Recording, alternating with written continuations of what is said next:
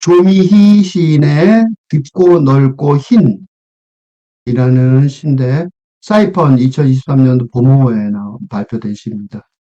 깊고 넓고 흰, 이 바닷가에 가서 이 파도 치는 거를 보면서 그 파도 치는 거에 관한 그 감상을 쓴 시들이 많죠. 그리고 가서 뭐 감상은 못 쓰더라도 최소한도 사진은 하나 찍고 오죠. 파도에 있는 자기 서 있는 사진을 찍는다든가 무슨 뭐 온갖 그 사진들을 찍고 와서 기념으로 파도 소리를 들은 기념으로 그런 시들 중에서 조미 시인의 이 신진 시인인데 깊고 넓고 희는 아주 괄목괄만하게 뛰어난 시라고 여겨집니다. 이 파도 본 경험을 쓴 시가 많긴 하지만 이 정도의 수준까지 온 시는 잘 없다라고 생각이 듭니다. 우선 읽어보겠습니다. 깊고 넓고 흰 조미희. 파도가 해변의 모래에 무늬를 만든다. 먼 바다 끝에서 썰물이 흰 물병 같은 생각들을 데려갔다가 휙 공을 던진다. 내가 지워진 줄 알았다. 다시 돌아온 밑줄이 떨궈 놓은 유리 조각들, 개워낸 과거, 손가락을 벤다. 거인 같은 시간이 덮친다. 다행히 바다는 생활과 멀어 저 깊고 넓고 흰 것을 자주 지운다. 그러다 왈칵 수평선 끝에 걸쳐진 붉은 얼굴이 하루의 숨을 참았다가 후 분다. 삶은 하에서 가끔 잊고 있다가 어떤 색이 입혀질 때 불현듯 뒤 돌아보게 된다. 파도가 치면서 그 파도 가까이 가서 보시면 물이 이렇게 파도가 들어오고 나가는 거 보면 가까이 가보면 해변의 모래에 무늬를 만들죠. 해변의 모래에 이렇게 들어갔다 하면서 모래에 이렇게 모래가 샥샥 지나가면서 이렇게 자국들을 만들어요. 이 파도가 해변의 모래에 무늬를 만들 때까지 가까이 이 바다를 가서 보는 거죠.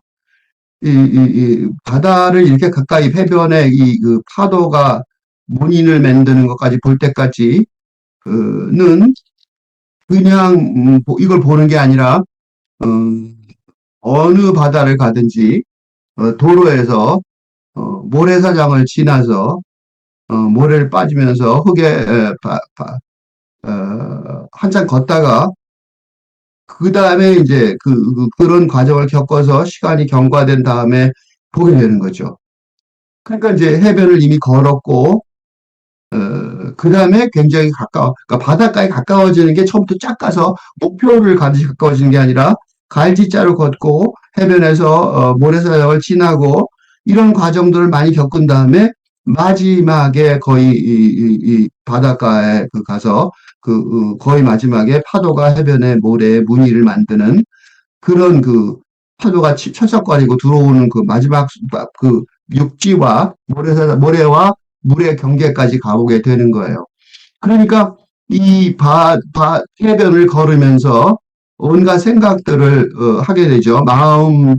누구한테 말은 하진 않았지만 그런 생각들을 하는 거예요.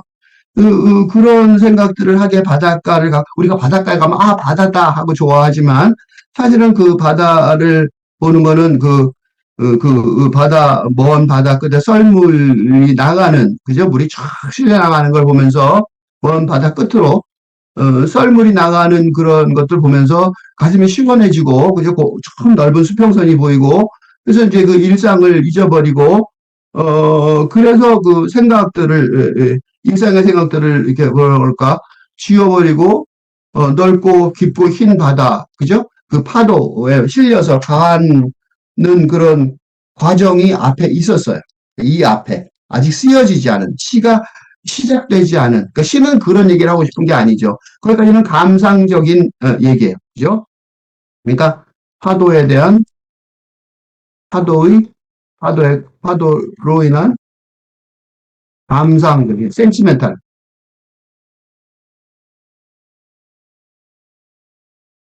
경험이 있었고 앞에 있었고 이미 앞에 있었던 거죠.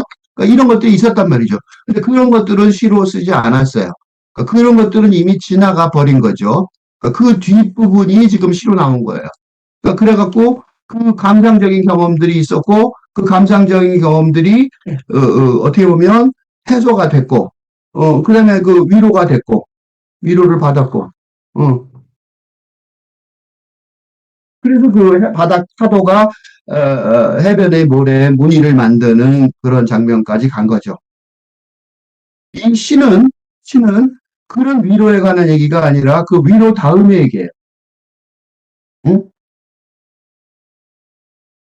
이 시는 단순한 위로를 넘어선 어, 위로의 상태를 지난 어? 그 뒷부분, 그 뒷부분에서 이야기가 시작되는 거죠. 그게 이제 파도가 해변의 모래에 무늬를 만든다라고 시작한 이유예요. 먼 바다 끝에서 썰물이 이게 뭐 썰물이에요. 그러니까 밀물 얘기가 끝난 거죠. 그러니까 어, 밀물의 얘기, 그지? 밀물 우리 이야기가 끝난 뒤. 그러니까 보통은 독사라고 그러죠. 독사. 그러니까 상식적인 여론에서 사회적 여론에서 하지 않는 이야기를 문화 씨가 어? 이야기하기 이야기한다는 거죠. 콘크리트 이야기를 한다는 거죠. 그래서 밀물 얘기가 아니라 썰물 얘기를 한다. 썰물. 그죠? 그러니까 밀물 얘기가 아닌 거죠. 위로해서 다 어려웠던 얘기들 그런 걸 다 위로받았고 뭐 어쩌고 그런 얘기가 아니라 먼 바다의 썰물이 흰 물병 같은 생각들, 물병 같은 생각들을 데려갔잖아요. 밀물이. 그러니까 썰물이 그걸 데려갔던 물에다 휙휙 공을 던지는 거죠. 공을 던지는 것처럼 돌려준다는 거예요. 그러니까 이 단순한 위로에서 끝나지 않는다. 그죠? 그러니까 파도의 위로, 라는 단순한 차원에서 삶의 고뇌가 끝나지 않는다. 이런 거를 알게 된 거예요. 그죠? 그랬더니 그 생각들이 파도들이 몰려오면서 파도들이 쫙 쳐서 이렇게 안으로 겹쳐지면서 들어오죠. 그죠? 밀려 들어오는 썰물이 파도가 겹쳐지면서 어, 어떻게 해요? 육박하듯이 몰려지. 뭐 이거 그래서 휙 공을 던지는 것처럼 휙 공을 던지는 것처럼 육박하듯이 몰려 들어온다는 거예요. 그죠? 흰 물병 같은 생각들 뭉쳐 들어오는 거죠. 물병이라는 이미지가 뭐냐면 파도가 물병 같진 않아요. 물병 같은 이유는 뭐냐면 자기가 생각을 물병처럼 던졌다는 거죠. 내가 화자가 페르소나죠. 페르소나가 또는 시인이 어? 물병처럼 고뇌를 뭉쳐서 던졌, 던졌는데 그게 공처럼 다른 공처럼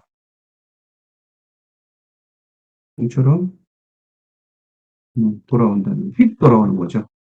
또 휙 공을 던지는 것처럼 돌아온다는 거예요. 파도가 해변의 모래에 무늬를 만들어요. 물병이 촥 오더라오니까 왜 앉아주려고 총 튀잖아요? 사람들이 그런단 말이죠. 그러니까 파도에 가깝게 갔다가 앉아주려고 튀어 도망치는 그런 동작하고 연결이 돼요. 그죠? 그러니까 몰려오는 너무 가까이 파도, 밀려드는 파도에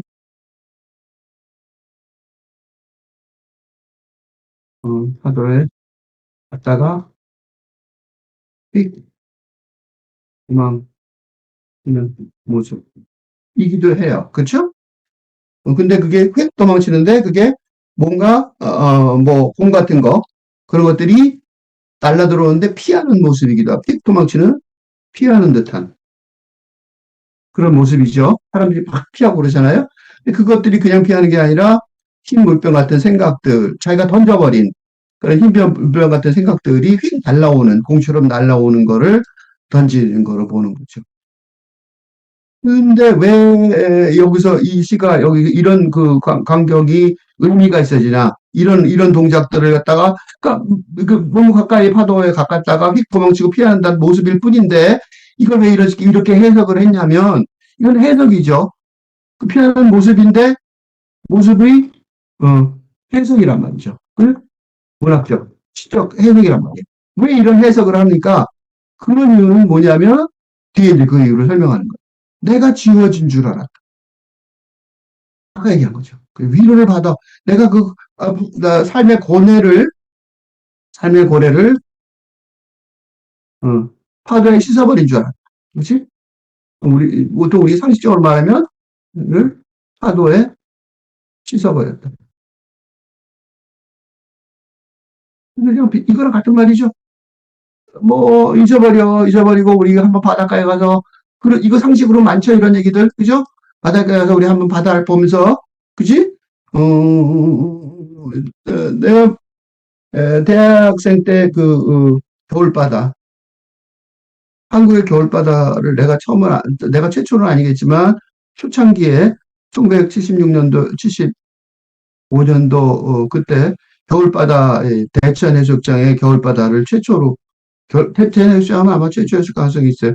아무도 일을 안 하려고 그러는데, 여관 주인한테 학생들, 나 혼자 간 게 아니라 친구들하고 클럽에서 같이 가갖고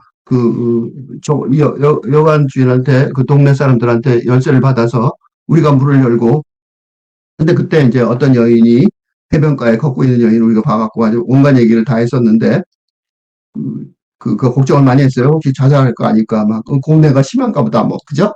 바닷가에 혼자로 겨울바다에 아무도 없는데 혼자 걸으니까 우리는 놀러 왔지만 그래서 우리가 내 겨울바다의 기억 그 첫 번째 겨울바다의 기억은 해변가에 걷던 묘령의 여인 분이 바로 이랬을 거예요.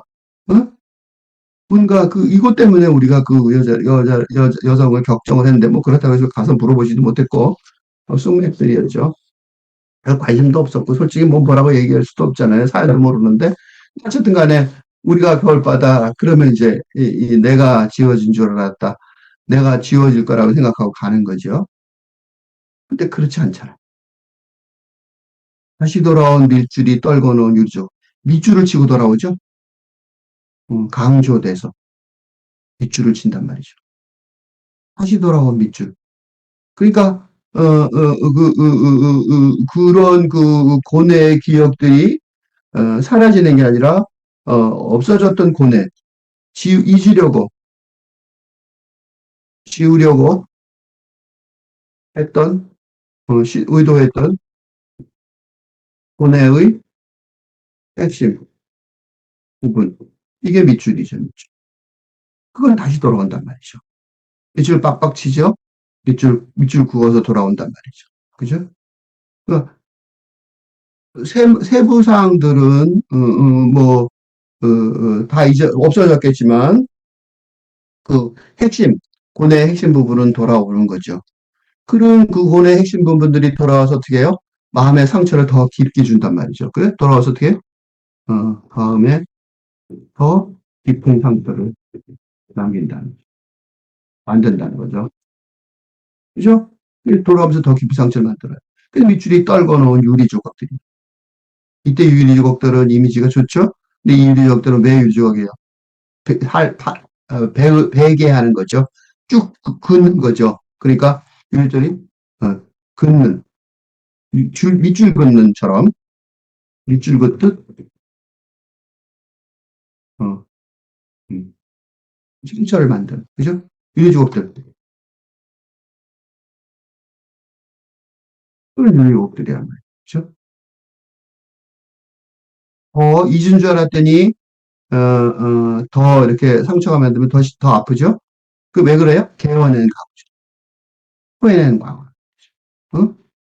그러니까 손가락을 베죠. 그리고 그 손가락을 벨 뿐만 아니라 거인 같은 시간이 덮치는 거죠. 감당할 수 없는, 어? 저는 감당할 수 없는. 왜냐하면 싸구려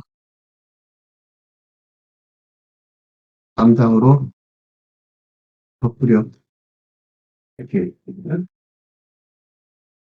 어, 내의책이 더 부족해지. 그러니까 제가 정직하게 하는 게 아니라 피해 보려고 그랬으니까 감당이 더 어려워진 거죠. 어? 감당이 더 어려워져서 대응책이 더 부족해진 거예요. 그래서 거인 같은 시간이 되는 거죠. 거인같이 압도적인 고뇌가 온 거예요. 덮친다. 다행히. 그렇지만 다행인 것은 불행 중 다행이죠. 불행 중 다행인 것은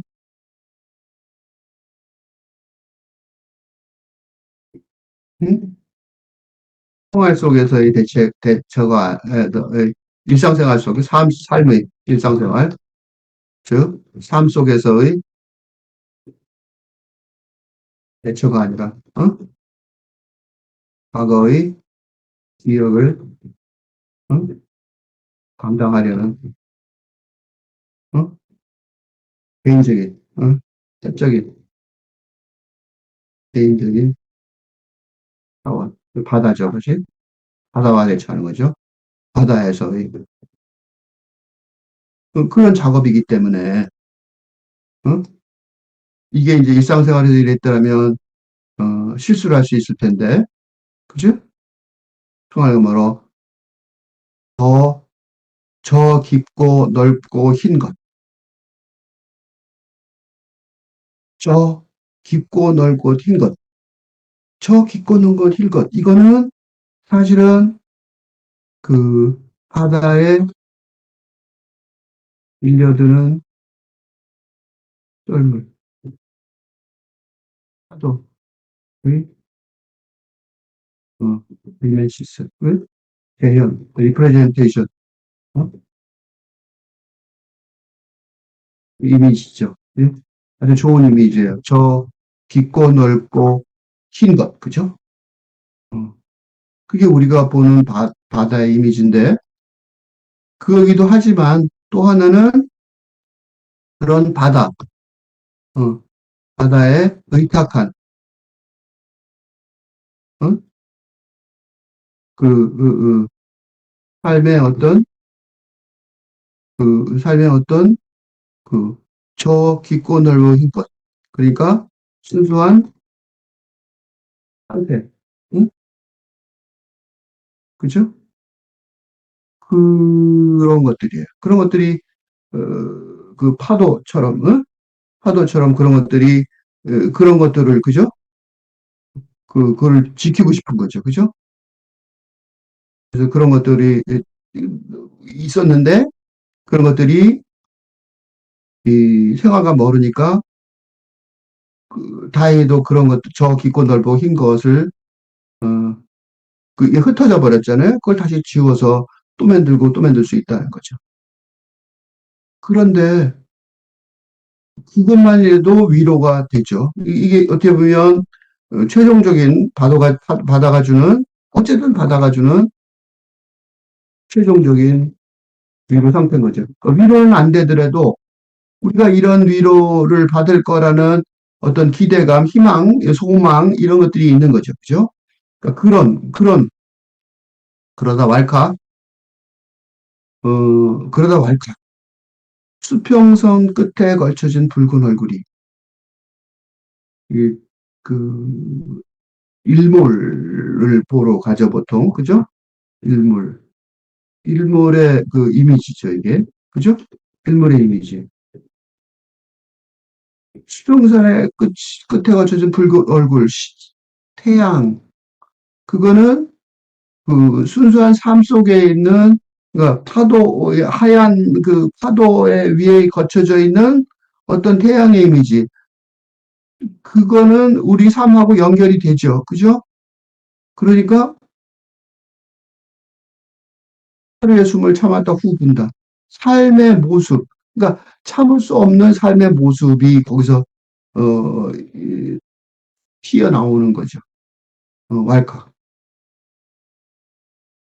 어떻게 보면, 이, 파도에, 바다에 깊고 넓고 흰 것에 우리가 위로를 받으려고 그러지만, 사실은 삶이 있다는 거를 입증하는 어떤 삶은 그래도 있어. 왜냐면 해가 뜨고 내일이 또 오니까. 그렇죠? 그 하루가 지나간 그 흔적이죠. 그 일몰이라는 것이 일출의 전조이기도 하지만 말이죠. 이거는 그런 거를 정리를 해보면 삶이 그렇다는 거죠. 삶은 그냥 그렇게 하에서 그러니까 이런 식으로 바다에 가서 이런 삶에 대한 반성을 하기 전에는 어떻게 보면 우리가 지워버리는 것처럼, 그죠? 그냥 삶을 지워버리고 잊고 살려고 하다가 어떤 색이 입혀질 때 불현듯 뒤돌아보게 되는 그런 삶의 모습을 어, 어, 그런 삶의 경험을 상징하는 것일지도 모른다고 여겨져요. 그러니까 이 바닷가에 가서 파도를 보다가 그다음에 해가 기울면서 일몰 여행을 가죠. 일몰 여행을 가는 어떤 여행 기행이기도 하지만 이 약간 여행기이기도 하지만 그런 여행 속에 들어있는 삶의 그런 여행을 가는 이유 또는 그런 여행에서 얻은 어떤 교훈 또는 그런 여행을 통해서 갖고 오게 되는 어떤 삶의 지혜 그런 것들이 같이 얽혀져 있어요. 이런 감상문 그런 관점에서 볼 때 굉장히 괜찮은 시라고 여겨져요. 다시 한번 읽겠습니다. 깊고 넓고 흰 조미희. 파도가 해변의 모래에 무늬를 만든다. 먼 바다 끝에서 썰물이 흰 물병 같은 생각들을 데려갔다가 휙 공을 던진다. 내가 지워진 줄 알았다. 다시 돌아온 밑줄이 떨고 놓은 유리 조각들, 개어낸 가거, 손가락을 벤다. 거인 같은 시간이 덮친다. 다행히 바다는 생활과 멀어 저 깊고 넓고 흰 것을 자주 지운다. 그러다 왈칵 평선 끝에 걸쳐진 붉은 얼굴이 하늘의 숨을 참았다가 후 분다. 삶은 하에서 가끔 삶을 잊고 있다가 어떤 색이 입혀질 때 불현듯 뒤 돌아보게 된다.